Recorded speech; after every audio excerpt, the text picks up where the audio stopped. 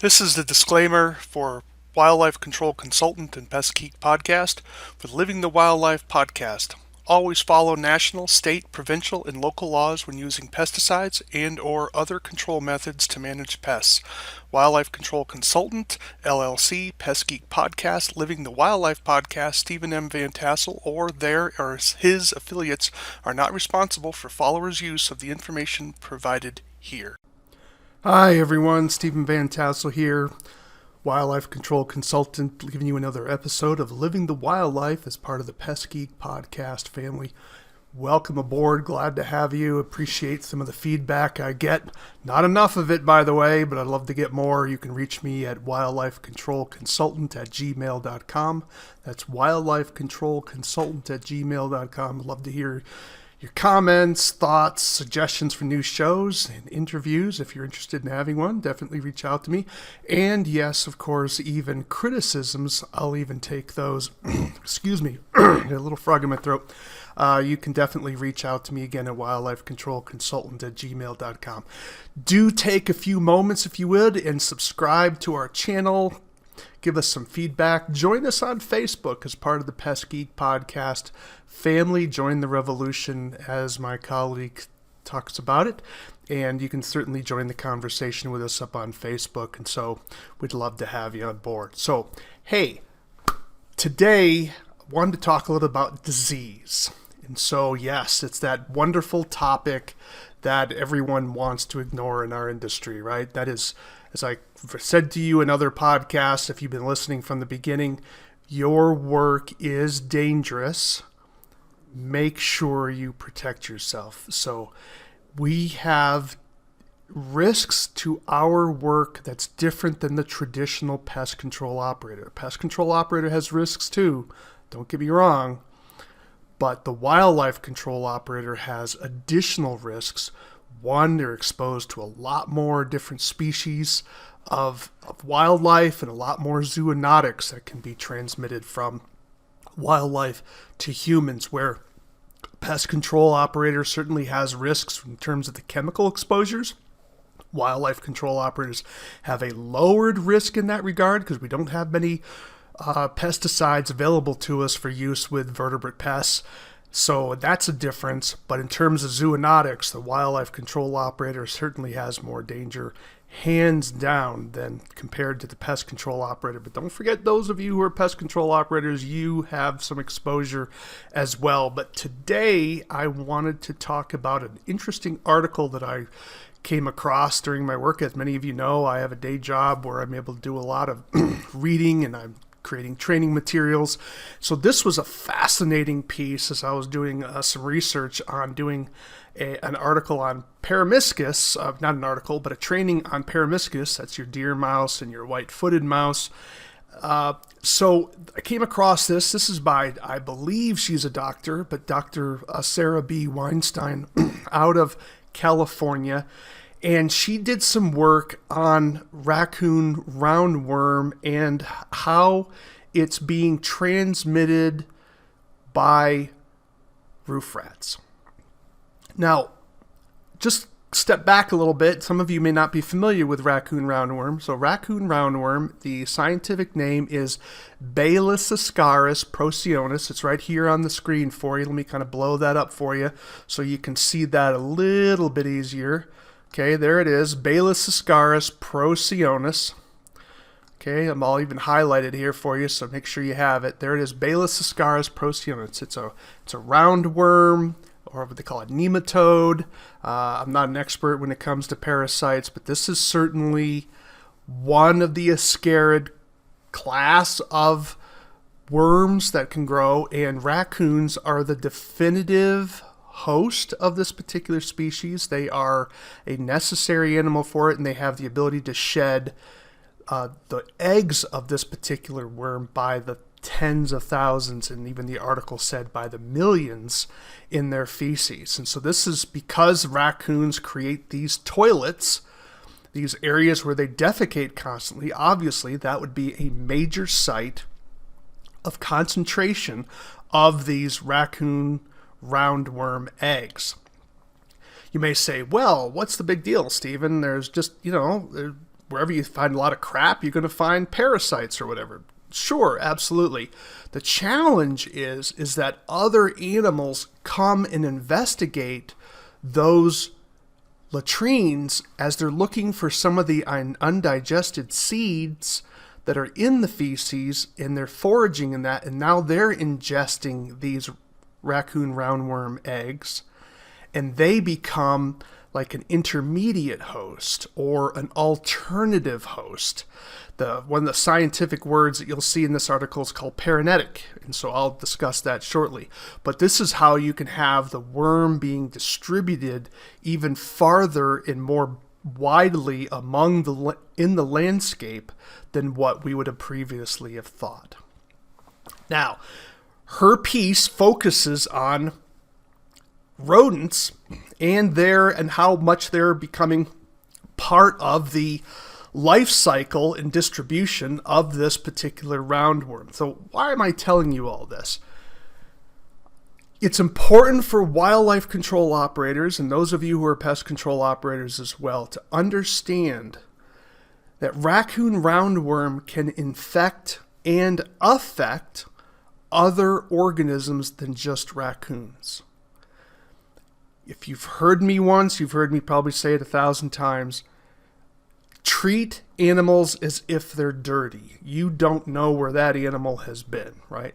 You don't want to be getting in touch with their fluids. You don't want to be getting bit by them. If you're handling them, you just want to be touching them with protective equipment like gloves. It drives me nuts when I see people grabbing animals with their bare hands. I understand there may be situations where there's no other way because you need the dexterity. I get it. I'm just telling you, be careful out there in that you're going to have to be thinking about washing your hands, because if you forget and you're biting your fingernails, you can be ingesting a whole lot of nasty stuff. Now, there's other things involved in raccoon feces other than just simply raccoon roundworm. But raccoon roundworm has a characteristic. It makes it last a very long time after it's shed from the raccoon's body. When those eggs are profoundly persistent in the environment, they can last a very long time, like decades in the soil, provided it's moist enough. Okay, so the persistence of this particular egg is amazing, all right, because of that encapsulation that it has. The article noted here that you have 150 different species of animals have been identified as being carriers of this particular roundworm. Now, that doesn't mean they're good carriers. They may be a dead-end host. The worm may not be able to replicate in them. There may be a whole host of problems, but the point is they found 150 different species carrying this particular worm. So don't just think that raccoons are the only one that can carry it. It's not true. This parasite can infect dogs. Now, interestingly, they haven't found any evidence of it infecting cats. Now, cats have other parasites, but it appears that they seem to have some sort of resistance against this one, so they don't have it. My suspicion is that cats tend to want to eat some fresh meat. That may be part of the issue, but also maybe their stomach acids and what have you make it an unhospitable place for the worm to migrate into the body. So let's talk a little bit more about how this works through raccoons. And so juvenile raccoons are the most susceptible to being infected with this particular worm.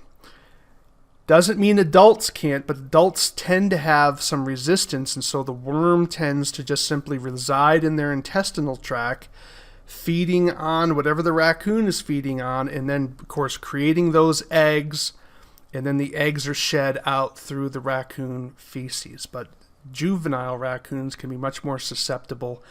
The worm can stay inside the gut, or the worm can penetrate the intestinal walls and then migrate. Sometimes the worm may migrate into muscle tissue, or it can migrate up into the liver and lungs. I think it can go into lungs, and also most seriously the brain, although the liver is pretty bad as well. And so some animals can be seriously affected by this particular worm, depending where it moves.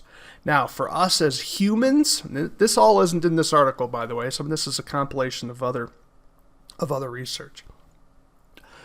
So for humans, generally speaking, the bigger you are, the more likely the worm, if you happen to ingest some of these eggs and get it, it may just pass through your intestine and then go into your muscle tissue and then what's called form a cyst and just stay there.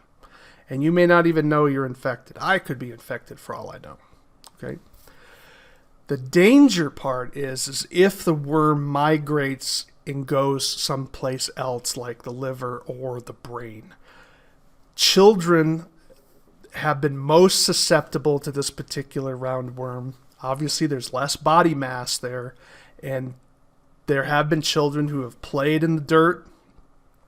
That dirt was contaminated with raccoon feces. I believe in one situation in California, the children were playing near the house, and there was a raccoon toilet on the roof. Rainfall, obviously, would have moved that feces down into the gutters, down the downspouts, and it would have sprayed out onto the soil. Children were playing in the dirt, and then, of course, what do kids do is they stick their hands in their mouth. And the kids became infected and became, I think some died, and one became like a vegetable, basically, just underwent severe neurological damage to the brain. So this can be devastating. So you as a wildlife control professional, you as a pest control professional need to be looking at raccoons on roofs where they're defecating, where their toilets are on the roof. You need to be then informing your client that this is a problem. And this is why making sure that the raccoons aren't defecating up there anymore needs to be handled. Same way if there's a toilet in the lawn, out in the property somewhere, those toilets need to be addressed as well. Now, you can Google my name, Stephen Vantassel, and I have a publication that talks about raccoon toilet latrine cleanup. It's basically a proposal to the industry to help standardize some things. It was based on the research that I was able to come across up to the time of publication, trying to create sort of a standard for the industry, as well as to start a conversation that perhaps the document should be improved. I'm more than welcome to hearing criticisms about it, especially those of you who have a lot of experience doing raccoon cleanups. We want to make this a document because right now we've got nothing. Okay, my document is the only one that I'm aware of that even tries to systematically talk about the protocol of doing raccoon latrine cleanups. Okay. Now that I've probably scared some of you about this particular roundworm, let's kind of dial things back a little bit and talk about what the raccoon roundworm isn't. How do you contract it? Well, you're contracting it by ingestion. I have some concern over whether it can be inhaled and then the eggs would attach maybe to the sides of your mouth and then you would swallow it. So, but primarily you're eating this particular worm, right? Now, can you, with a respirator, clear it out? Absolutely. The eggs are rather large. Any NIOSH filter, I believe 95 or above, should be easily able to exclude that egg out because it's rather large. That's my understanding of it. So when you're doing a cleanup inside of an attic, enclosed space, even if you're not in an enclosed place, you need to wet that feces down so that you're not getting all this aerosolization. Okay. One of the things you can do, you say, well, is there something that will kill it? Yes, fire. If you can get the temperature up high enough, I believe it's 144 degrees Fahrenheit for at least a minute. You say, that's not very hot. You're right. But the problem is that the raccoon feces is an insulator. So even if you're blowtorching it, which is over 400 degrees, do you have enough heat to penetrate all of the feces to get to the eggs inside of it? That's a problem. Plus, the research shows that there's more active active eggs along the perimeter of a toilet than it is in the middle of the toilet. So you have to think about erosion. Where is that toilet flowing to? So if you're scooping this all up, you got to be thinking larger than the footprint of the toilet. But that's probably for a presentation for another time. So let's get to Dr. Weinstein's article here. And so her research basically did is she found raccoon toilets. Then she trapped a bunch of deer mice, that's Paramyscus maniculatus, and roof rats, looked at them for the presence of raccoon roundworm by dissecting them, cutting them open. Then they would freeze them and then put them out into the landscape with trail cameras to see what animals picked up those carcasses. And what's interesting, what they found was that roof rats were rife with these particular worms. In fact, on a gram to gram level, roof rats had like 7 times the amount of raccoon roundworm in them compared to a deer mouse. Now that's amazing. And what they found is that these roof rats were foraging in raccoon toilets and ingesting large quantities of these raccoon eggs, and were getting these parasites inside of their body. And they found that other animals were coming along, like raccoons, and eating those larger animals. And what they found was that raccoons really weren't paying a lot of attention to deer mice, partly because probably they're too small for them to find or waste time on. And other animals would spend more time getting the roof rat, and other animals were spending time getting the dead deer mice, like possums, for instance. Possums can certainly do it. She then noticed that there was a relationship between the roof rats where they were trapped and the proximity that they were trapped to a raccoon latrine. Makes sense. Roof rats that were caught in closer proximity to a raccoon latrine were more likely to have raccoon roundworm and have it at higher densities than roof rats caught farther away from raccoon latrines. Makes perfect sense. So again, why am I telling you all this? You need to be, as professionals, thinking about the biological systems that you're involved in. So when you're doing things like when you're doing raccoon control, do you have roof rats in the area? So ask yourself the question, if roof rats are doing this, is it possible that Norway rats are doing this? Or perhaps wood rats are doing this? There's research on the East Coast that points out that there are certain pack rats that are already threatened, or their numbers are getting way down. I think it's in the Virginia area. And they're finding that the raccoon roundworm is also accelerating their decline. Why? Because they forage in raccoon crap looking for seeds and stuff, right? So we have to be thinking about other animals that might be in our landscape and how that's being affected, because things are connected. So would Norway rats be susceptible to this as well? I don't know. But I think it's a fair question to be thinking, if a roof rat does this, why wouldn't a Norway rat do it? Norway rats eat seeds.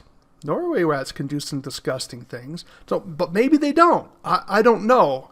But I think it's important to consider the possibility and why we need to sometimes err in caution. So I'm not wanting you to make this a fear tactic for your clients. Don't out there exploit fear.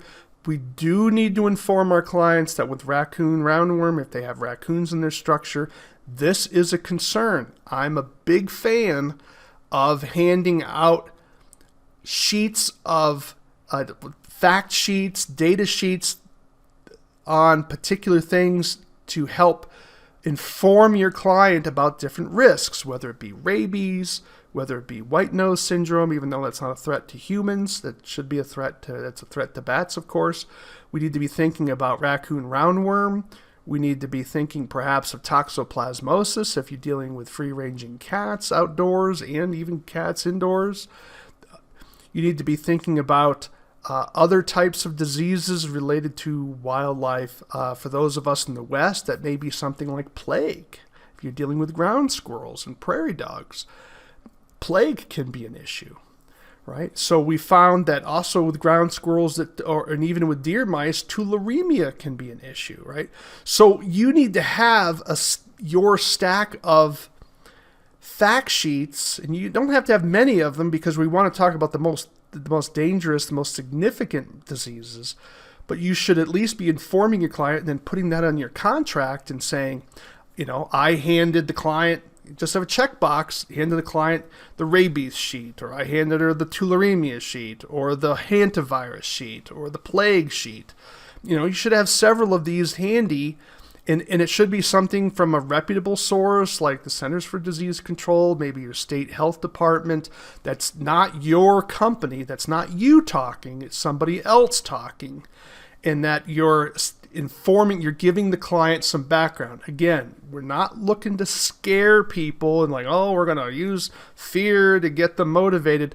We want to try to get that proper balance of, hey, you have a raccoon toilet in your attic. Do people go in the attic? Well, no. Well, then do you want it? We can remove it, but understand, even removing it doesn't mean all the eggs are gone, but you're just going to clean it. You're not sterilizing it. That's a big difference, right? There are no antiseptics that are registered to kill raccoon roundworm eggs. Okay, you can say, well, what about DSLR? I think is the one I'm thinking of. Or there's some of the hospital grade stuff. Yeah, great material. DSV. Sorry, that's what it is. DSV. Great stuff. Raccoon roundworm, laugh at it. Oh, it'll kill a lot of other things, but it won't do a thing about raccoon roundworm. Okay, so it just doesn't work. You can say, well, what about bleach? Bleach kills a lot of stuff. Won't do anything with raccoon roundworm. Okay, what kills raccoon roundworm is heat and dryness. So, is it possible that if an attic is dry and there's no fresh feces and you get hot summers, that over time that raccoon roundworm would dry out and desiccate and die? Yes, that's very possible. The problem is we just don't know how long it takes because that research hasn't been done. But certainly, do I think, and this is my opinion, and I think there's evidence to support it, do I think it's safer for you as a professional, if a client wants a clean out done, let's say you worked in the spring, you removed the raccoons, you sealed up the house, and the raccoon toilet that they want removed in the attic, and when I mean toilet, I'm talking about something where there's some volume here, not just one or two droppings, right? I hope you're not going to be ripping anybody off with one or two droppings, okay? That's ridiculous. I mean, you should just grab it with your gloved hand and put it in a plastic bag and get rid of it, right? So we're talking about toilets, right? Usually this can be a couple yards across, depending how long the raccoon's been there, right? Toilets. That would be a situation where if you can then remove those raccoons and then let the summer heat bake that in the attic, that is certainly going to be safer. Not calling it safe, I'm calling it safer to let that all dry out. You probably will have some eggs getting killed simply by drying out. Now, does the attic temperature ever get above 144 degrees? The research I've seen, it doesn't get above 144 degrees, at least what I saw. Perhaps those of you in the southern tier of the country, you might be able to disagree with that. I'd love to hear from you. But remember, we're not talking about the temperature at the roof level because raccoons don't defecate on the ceiling. They defecate on the floor of the attic. So you have to have that temperature gauge down there to see if it reaches that level of heat, temperature, I should say. So the bottom line here is that, yeah, I think it would be safer. Plus, you want to probably do the work when it's cooler in the fall anyway, simply because there's a risk of heat stroke up there when you're doing your work. So take that as you will. There's additional information at the CDC site. I would strongly encourage you to visit that, do a little more reading on this. But what was interesting in terms of what Dr. Winstein found was, here's what she found. Paramiscus maniculatus, that's the deer mouse, right? Paramiscus maniculatus, 45% of the animals she trapped were infected with 3.5 worms each on average. Roof rats, on the other hand, 75% of the roof rats were infected, and the average that they had was 1,000 worms.